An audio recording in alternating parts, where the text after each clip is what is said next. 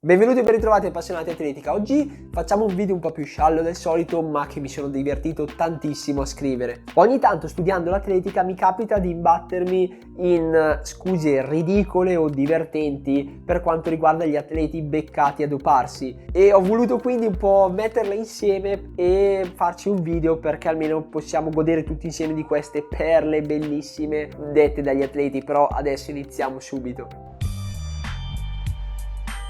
Quando nel 2006 Justin Gatlin è stato trovato positivo al testosterone, il suo allenatore Trevon Graham ha detto che in realtà Justin Gatlin era pulitissimo, ma era stato sabotato da un massaggiatore che provava rancor nei suoi confronti. Praticamente questo massaggiatore odiava talmente tanto Justin Gatlin che quando gli faceva i massaggi, quando gli faceva i trattamenti, si metteva, invece che la crema normale, si metteva una crema al testosterone e gli massaggiava le gambe così che il corpo assorbisse il testosterone per farlo risultare positivo. Ovviamente tutti hanno creduto a questa storia e chi mai nella propria vita non ha avuto un massaggiatore vendicativo con la crema al testosterone? E ovviamente Gatlin si è beccato 8 anni di squalifica, che poi vabbè sono stati ridotti a 4 per altri motivi, ma questo vi lascio scoprire in un video dedicato direttamente a Justin Gatlin.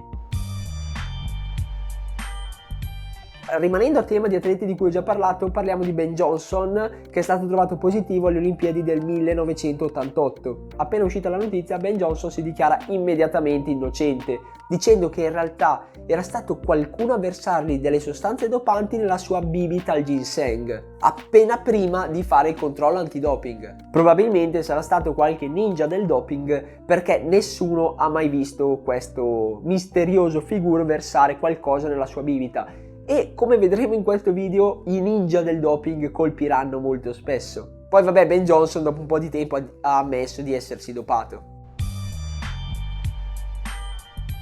Dennis Mitchell ha forse tirato fuori dal cilindro una delle più belle scuse di sempre in tema non mi sono dopato. Nel 1998 è stato trovato positivo al testosterone, però lo statunitense aveva ben chiare le ragioni per cui avesse un testosterone così alto. A detta sua, la sera precedente al controllo antidoping aveva bevuto 5 birre e, visto che era il compleanno della moglie e meritava un trattamento speciale, ha avuto dei rapporti con la moglie non meno di 4 volte, quindi non si ricordava neanche bene quante volte, e quindi doveva festeggiare assolutamente il compleanno della moglie e per questo aveva livelli così alti di testosterone. Praticamente nessuno gli ha creduto. Poi Dennis Mitchell in carriera, oltre a dire queste bellissime scuse, è stato anche uno degli allenatori di Justin Gatlin.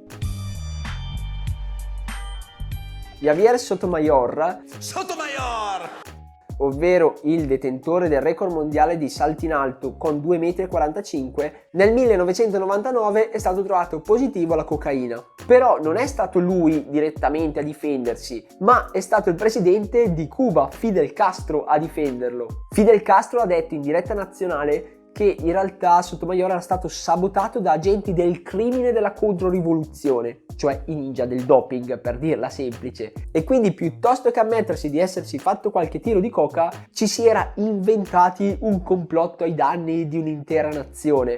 Cioè, meravigliosa questa cosa. Poi in realtà Sotomayor ha avuto anche altri problemi con il doping, ma non è questo il video di cui voglio parlarne.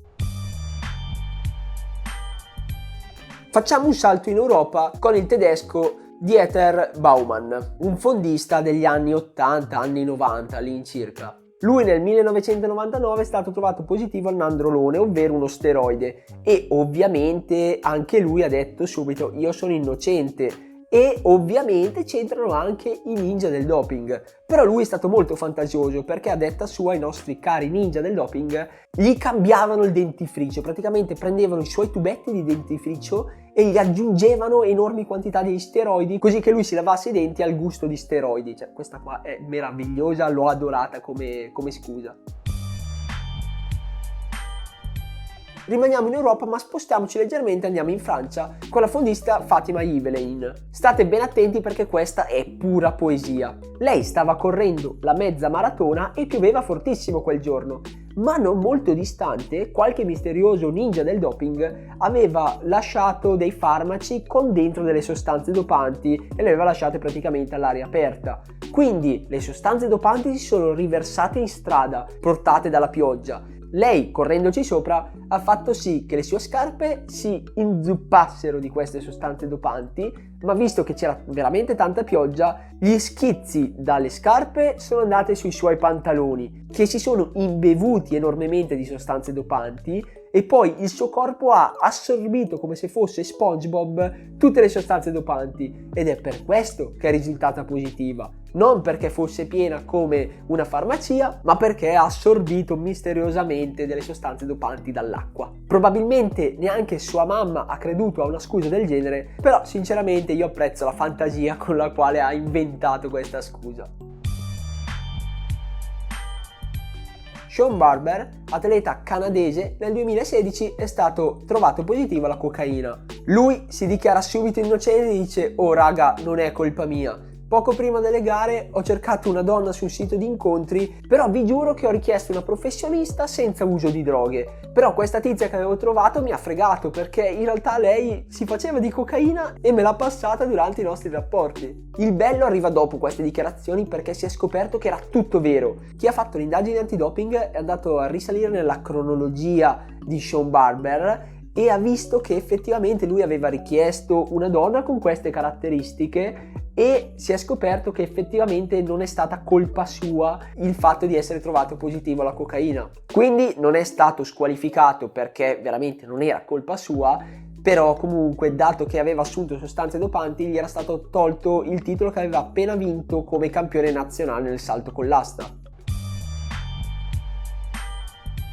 Il più recente è il caso del bielorusso Dmitry Nabokov, che è stato trovato positivo al furosemide nel 2019. La sua scusa è il fatto che un giorno era andato a pranzo dalla nonna, però la nonna accidentalmente, tra un piatto di pasta e l'altro, ha fatto cadere del furosemide sui suoi pasti, e quindi ecco qui servito un bel pranzo al furosemide dopante. Da questa vicenda sono emersi due enormi risultati. Il primo, che Nabokov è stato squalificato per doping; l'altro è che probabilmente la nonna adesso è arrabbiata visto che è stata insinuata di favorire il doping. Con questo direi che possiamo anche concludere il video sulle scuse più assurde del doping, che tra l'altro una si è rivelata anche vera, e magari se ne trovo altre farò più avanti un altro video di questo genere, però spero che vi siate divertiti quanto me nel sentire queste cose, perché veramente mi sono spaccato dal ridere quando vedevo queste cose per la prima volta, ed è stato anche divertente raccontarvele. E con questo vi ricordo di iscrivervi al canale se non l'aveste ancora fatto,